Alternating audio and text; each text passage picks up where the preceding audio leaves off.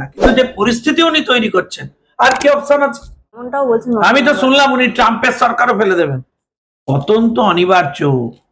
এখন আর কেউ ক্যালেন্ডার দেখছে না, এখন সবাই ঘড়ি দেখছে কখন আপনারা যাবেন।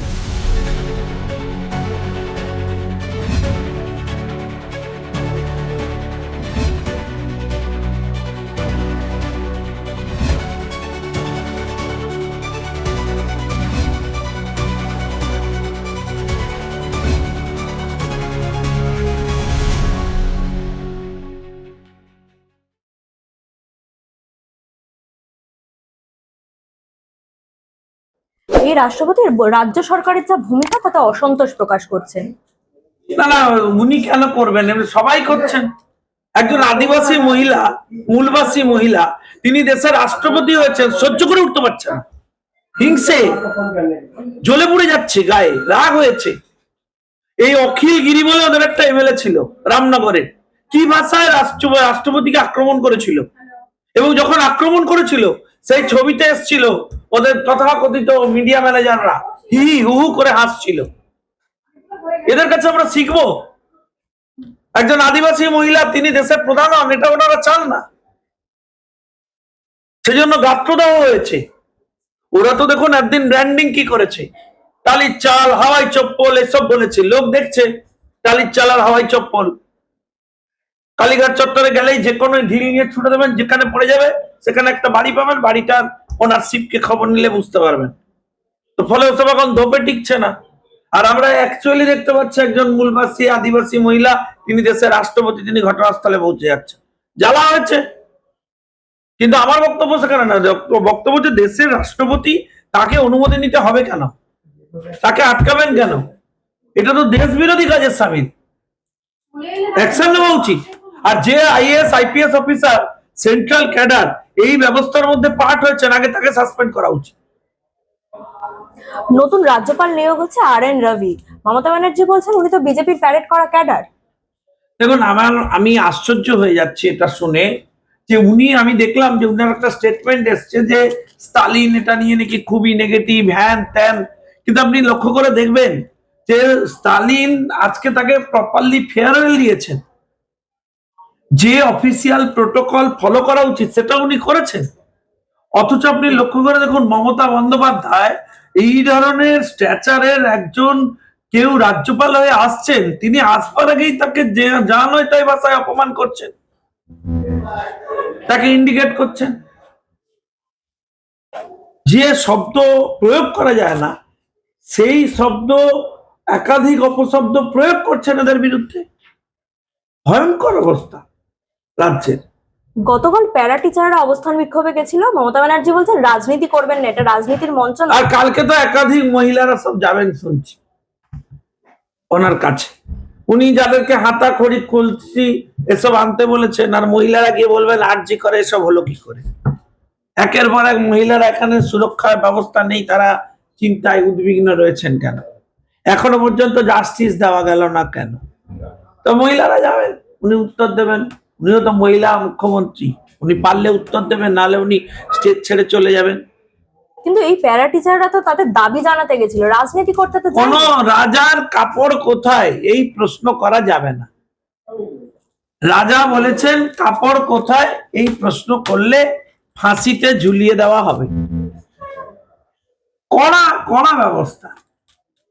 কবির সুমন, এ তো সিপিএম এর সময় চলতো। মাস্টার মশাই আপনি কিছু দেখেননি, এখানে তো আরো এক ধাপ উপরে উঠে পড়েছে। কবির সুমন এই মঞ্চ থেকে বলছেন বিধানচন্দ্র রায়ের পর আমি মমতা ব্যানার্জিকে দেখছি এরকম। দেখুন, আমি কবির সুমন নিয়ে কোনো কথা বলতে রাজি নই। এক সময় লোকে ওনার গান টান শুনতো, এখন উনি যে ধরনের গান গাইছেন সেই গান স্পষ্ট করে যে তার স্বাধীন চেতা মন বিক্রি হয়ে গেছে, কম্প্রোমাইজড। ভোট কাটিয়ে বঙ্গ বিভাজনের চেষ্টা করছে বিজেপি, মমতা ব্যানার্জি বলছেন। বঙ্গ বিভাজনের যদি কেউ চেষ্টা করে থাকে তাহলে সেটা তৃণমূল কংগ্রেস। বঞ্চনা চূড়ান্ত করেছে উত্তরবঙ্গে, মানুষের ক্ষোভ তুঙ্গে, মানুষ আলাদা হয়ে যেতে চাইছে। বলেছিলেন জঙ্গলমহল হাসছে, পাহাড় হাসছে, সবার চোখে এখন জল। জঙ্গলমহলের মানুষ আপনার সাথে থাকতে চায় না, এর জন্য আপনি দায়ী। ফলে বিভাজনের যে ছক আপনি তৈরি করেছেন সে ছকের পিছনে আপনি রয়েছেন। ভারতীয় জনতা পার্টির স্ট্যান্ড অত্যন্ত স্পষ্ট এবং ক্লিয়ার এবং লাউড, যে ভারতীয় জনতা পার্টি বঙ্গ বিভাজনকে পছন্দ করে না, সমর্থন করে না। কিন্তু মানুষের ক্ষোভকে তো অ্যাড্রেস করতে হবে। কেন ক্ষোভ, কেন বঞ্চনা?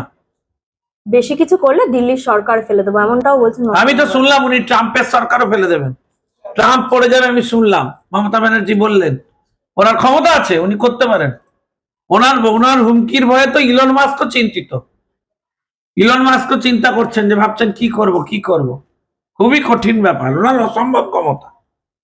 মমতা রাষ্ট্রপতির অনুষ্ঠানে অনীহা রাজ্য সরকারের, রাষ্ট্রপতি নিজে বলছে যে মমতা ব্যানার্জি হয়তো আমার উপর রাগ হয়েছে, তাই পর্যাপ্ত জায়গা থাকা সত্ত্বেও পারমিশন দিচ্ছে না অনুষ্ঠানের। দেখুন, আমার বক্তব্য হচ্ছে, একটা দেশের মধ্যে রাষ্ট্রপতিকে অনুমতি নিতে হবে কেন? আমি জানতে চাই, এর পশ্চিম বাংলাটা কি বৃহত্তর বাংলাদেশ করেছেন উনি, নাকি মিনি পাকিস্তান থেকে বাড়িয়ে বৃহত্তর পাকিস্তান বানিয়েছেন? দেশের রাষ্ট্রপতিকে অনুমতি নিতে হবে, এটিকে আলাদা দেশ? এই যে বক্তব্য রাষ্ট্রপতির, এ তো অভিযোগ। এই অভিযোগের ভিত্তিতে হচ্ছে এই সরকারকে ফেলে দেওয়া উচিত, ইমিডিয়েটলি 356 করা উচিত। আমরা যদিও রাষ্ট্রপতি শাসনের পক্ষপাতী নই, গণতান্ত্রিক ব্যবস্থাকে আমরা সম্মান করি, আমাদের সরকার হচ্ছে কখনোই এ ধরনের কোনো পদক্ষেপ নিতে চায় না, কিন্তু যে পরিস্থিতি উনি তৈরি করছেন, আর কি অপশন আছে? ভয়ঙ্কর ব্যাপার। গতকাল মহুয়া মৈত্র বলেছেন যে যারা তৃণমূলের সঙ্গে নেই তারা বাঙালি নয়, তাদের মানে বাঙালি হওয়ার অধিকারই নেই। ঠিক বলেছেন উনি। উনি তো মাঝে মধ্যে ঠিকই বলেন, কিন্তু আমার বক্তব্য হচ্ছে, ওনার এই ধরনের বক্তব্য নিয়ে গর্গ চট্টোপাধ্যায়ের কি রিয়াকশন? সে বিপ্লবী বীর বাঙালি রশ্মিতার মালিক, সে কোথায়? আমি জানতে চাই। তার এখন সে চুপ কেন? না সে তৃণমূল থেকে কম্প্রোমাইজড? তৃণমূল বলেছে যা দেখে দেবো, একটা বিধানসভার টিকিট দেবো, এসব কিছু বলেছে। আমি জানতে চাই, বাঙালি অস্মিতার কথা যারা বলে, তারা কাদের পাঠাচ্ছে রাজ্যসভায়? রাজীব কুমার কেন? বাংলায় লোক ছিল না? আমি জানতে চাই, সুব্রত বক্সি বাদ কেন তৃণমূল কংগ্রেসের? আর না হলে নিদান পক্ষে সারাদিন হাওয়া মাও করে বৈশ্বনাথ চ্যাটার্জিকে পাঠাতে পারত, বাদ। অরূপকে পাঠাতে পারত, বাচ্চাটা জুনিয়র কাউন্সিলর, তাকে পাঠাতে পারতো, ভোকাল কাউকে। সে ছেলেটা রাস্তার ধারে শুয়ে থাকতে থাকতে প্রায় পাপস হয়ে গেল, দেবাংশু, তাকে পাঠাতে পারতো।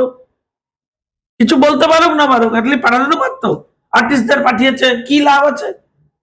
তৃণমূল কংগ্রেস যারা করবে তারা যাবে না, যারা তৃণমূলের কাছ থেকে পয়সা নিয়ে কোর্টে লড়বে তারা যাবে। কি কি এটা কি নীতি? কারা যাচ্ছে বাংলা থেকে? আমাদের তো দেখলেন, আমরা রাহুল দাকে পাঠিয়েছি, এতদিনের আমাদের বরিষ্ঠ নেতা, এতদিন ভারতীয় জনতা পার্টি চালিয়েছেন। আমাদের কাছে দল অগ্রাধিকার। ডিফারেন্সেসটা দেখুন, ভারতীয় জনতা পার্টিতে যাচ্ছেন রাহুল সিনহা, আর ওদের যে যাচ্ছে দেখুন, এই এই পার্থক্য স্পষ্ট। দল ওদের কাছে সেকেন্ডারি, বাইরে বেঁচে যাচ্ছে, লোক যাচ্ছে। অভিষেক বন্দ্যোপাধ্যায় রাজনীতিতে আসায় শুভেন্দু অধিকারীর রাগ, কোনোদিন অভিষেক বন্দ্যোপাধ্যায়ের হাঁটুর কোয়ালিটিতেও আসতে পারবেন না, এমন মন্তব্য করছেন কল্যাণ বন্দ্যোপাধ্যায়। দেখুন, আমার মনে হয় না কল্যাণদার যে পথ চলে গেছে, কার জন্য আগে সেটা কল্যাণদার জানা উচিত। কল্যাণদা এখন ভাবছে যে ভুল জায়গা খেলে দিয়েছি, আবার তেল ফেল মেরে যদি মেন স্ট্রিমে চলে আসতে পারে। কল্যাণ বন্দ্যোপাধ্যায়ের পথ থেকে সরালো কে? আমি জানতে চাই। কাকলি ঘোষ দস্তিদারদের ওখানে আনা হলো, এর পিছনে কে? আমি জানতে চাই। কাকে বলছেন কল্যাণ বন্দ্যোপাধ্যায় বাবু? 2011 আগে যাদের কথা বলছেন তারা কোথায় ছিল? নন্দীগ্রাম সিঙ্গুরের আন্দোলনে এদের কোথায় দেখা গেছে? রিজবানুরের মামলা আপনি লড়েছিলেন, সিঙ্গুরের মামলা আপনি লড়েছিলেন, তারপরে তো দল আপনাকে রেলমন্ত্রী কোনোদিন করেনি। আর যাদের করেছিল তারা হাড়ে হাড়ে বুঝতে পেরেছিল বলে দল ছেড়ে পালিয়ে গেছিল। আপনি এফেক্টেড হয়েছেন, আছেন, আবার এফেক্টেড হবেন। কল্যাণ বন্দ্যোপাধ্যায়ের মুখে নারী সুরক্ষা, নারী সম্মানের কথা বলা হচ্ছে, বিজেপি থেকে বারবার মুখ্যমন্ত্রীকে আক্রমণ করা হয়, আজে বাজে কথা বলা হয়। এভাবে কোনো পুরুষ যদি নারীকে বারবার বাজে কথা বলে, তার পতন অনিবার্য। ঠিকই বলেছেন। তাহলে রাষ্ট্রপতিকে যে ভাষায় কথা বলেছিলেন তার জন্য আপনাদের পতন অনিবার্য, যে ব্যবহার করেছেন তার জন্য আপনাদের পতন অনিবার্য। পতন তো অনিবার্য, এখন আর কেউ ক্যালেন্ডার দেখছে না, এখন সবাই ঘড়ি দেখছে কখন আপনারা যাবেন। মমতা ব্যানার্জির আশীর্বাদ না থাকলে কোনোদিন শুভেন্দু অধিকারী হতেই পারতো না। আপনি ইতিহাস জানেন না, ও কোর্টে প্র্যাকটিস করতেন তো, ওনার কোনো দোষ নেই। শুভেন্দু অধিকারী ওনার দমে শুভেন্দু অধিকারী হননি। শুভেন্দু অধিকারী পূর্ব মেদিনীপুরের একাধিক নেতা, তাদেরকে অনুসরণ করে স্বাধীনতা সংগ্রামে যারা লড়াই করেছেন তাদের অনুসরণ করে, আমি নাম বললে ওনারা চিনবেন না, ঠিক আছে, মানে তাদের অনুসরণ করে তৈরি হয়েছে। শুভেন্দু অধিকারীর ফ্যামিলি বা পারিবারিক ঘরানা পলিটিক্সে শিশির অধিকারী একসময় গুরুত্বপূর্ণ ভূমিকা পালন না করলে, ওই ব্যাকআপ না দিলে ওখানে ওই সমস্ত নন্দীগ্রামে তান্নাই মান্নাই সব বন্ধ হয়ে যেত। সব বলে কোনো লাভ আছে? গল্প। ভারতের ঐতিহ্য নষ্ট ভাঙতে চাইছে আরএসএস, বিজেপি এবং কমিশন। ভ্যানিশ কুমার এবার তৃণমূলকে ভ্যানিশ করতে পারবে না, 26-এ পদ্মফুলি ভ্যানিশ হবে, এমনটা বলছেন প্রতীকুর রহমান। তার এখনো সিপিএম দোষ কাটেনি, তার ব্যাপারে কি কথা বলবো? সে তৃণমূলটা বুঝুক, তার ব্যাপারে উত্তর দিতে হলে মুশকিল। ডায়মন্ড হারবারে লড়তে গিয়ে যে সেটিং এ চলে যায়, ডায়মন্ড হারবারে লড়তে গিয়ে যে সেটিং এ চলে যায়, তার কাছে এথিক্যাল হচ্ছে কমিউনিকেশন আমরা এক্সপেক্ট করবো? একদম শেষ প্রশ্ন শঙ্কুদা, পরিবর্তন যাত্রা চলছে, একাধিক জায়গায় দেখা যাচ্ছে পুলিশ বিক্ষোভ দেখাচ্ছে, কোথাও পাথর ছোড়া হচ্ছে। অভিষেক বন্দ্যোপাধ্যায় বলছে লোকই নেই, কিসের বিক্ষোভ, নিজেদের লোকেরাই দল ঘেরাও করছে। আমি চাই উনি ভালো থাকুন, সুস্থ থাকুন, উনি ওনার যে দৃষ্টি সংক্রান্ত অসুবিধে আছে তার দ্রুত দূরীভূত হোক, ওনার চোখ ভালো থাকুক। তাহলে কোথায় চিকিৎসা করাবে, সেবাশ্রয়? উনি বিদেশে যান, যেখানে যান যান, আমি ভগবানের কাছে প্রার্থনা করি উনি সুস্থ থাকুন, ভালো থাকুন, ক্লিয়ারলি দেখতে পারেন, ওনার ভিশন ক্লিয়ার হোক। অসংখ্য ধন্যবাদ। দাদা, এসআইআর এর চূড়ান্ত তালিকা প্রকাশ হয়েছে, সেখানে দেখা যাচ্ছে যে আজকে এসআইআর এর যে নাম বাদ গেছে তার প্রতিবাদে মুখ্যমন্ত্রী ধর্নায় বসছে মেট্রো চ্যানেলে, কি বলবেন এই বিষয়ে? অভিনয় নাটক এর আগেও তো দেখেছেন, সিঙ্গুর আন্দোলন থেকে সবকিছু। তা উনি কি হাঙ্গার স্ট্রাইক করছেন? কারণ ওনার সেই যে জালিয়াতি লোকে ধরে ফেলেছে, বিরিয়ানির প্যাকেট, চকলেট, এখন আর বোধহয় হবে না। নাটক আর কটা দিন বাকি আছে, করুক, বিদায় নেবার আগে যত রকম নাটক করে মিডিয়ায় থাকা যায় থেকে যায়। মুখ্যমন্ত্রীর কেন্দ্র ভবানীপুর, সেখান থেকে বাদ গেছে প্রায় 47,000-এর বেশি নাম। সেখানে উনি 21-এর বিধানসভা ভোটে জিতেছিলেন প্রায় 51,000। তাহলে এটা তো স্পষ্ট হয়ে যাচ্ছে যে এখানে ভুয়ো ভোটের সংখ্যাটাই বেশি ছিল। সারা পশ্চিমবঙ্গে ভুয়ো ভোটার, মৃত ভোটার দিয়েই তো তৃণমূল কংগ্রেস জিতে এসছে। দেখছেন না, আমার ভাই 2021-এ মারা যাওয়ার পরেও ভোটার লিস্টে জল জল করছিল তার নাম। আমার ভাই অভিজিৎ সরকার মারা গিয়েও তারা এসেছিলেন 2024-এর লোকসভা ভোটে, ভোট দিয়ে গেছেন। তো এরকম করেই এরা ভোটে জিতেছে, সেটা এবারে আর হবে না। এবারে কি মনে হয় যে ভবানীপুর থেকে উনি বলছেন যে আমি এক ভোটে হলেও জিতে দেখাবো? উনি বলতেই পারে, যেখানে স্বয়ং আমাদের বিরোধী দলনেতা শুভেন্দু অধিকারীর কাছে যে হেরেছে এবং তিনি যে চ্যালেঞ্জটা নিয়েছে, মমতা ব্যানার্জির পক্ষে সহজ হবে না। এদিকে মানে অভিষেক বন্দ্যোপাধ্যায় তিনি বলছেন বিজেপি আগে থেকেই কমিশনকে লক্ষ্যমাত্রা বেঁধে দিয়েছিল 1,20,00,000,000। কমিশন সেই মতোই কাজ করছে, জ্ঞানেশ কুমার অঙ্গুলি হিলনে কাজ করছে। দেখুন, এই পিসি ভাইপোর কথা তো বলে লাভ নেই, ওনা তো অনেক কিছুই কথা বলে, কাজের কাজ কিছুই হয় না। সুতরাং ওর কথা, এই কয়লা চোর গরু চোরদের কথা বলে লাভ নেই, অন্য প্রশ্ন করুন। রাষ্ট্রপতি শাসন কথা বলা হয়েছে বিরোধীদের তরফ থেকে বারবার। অভিষেক বন্দ্যোপাধ্যায় সেটাকে চ্যালেঞ্জ করেছে, বলেছে আপনাদের ক্ষমতা থাকলে আপনারা রাষ্ট্রপতি শাসন জারি করে দেখান, আমরা জনতার দরবারে লড়ে নেব। কোন জনতার দরবারে যাচ্ছিল?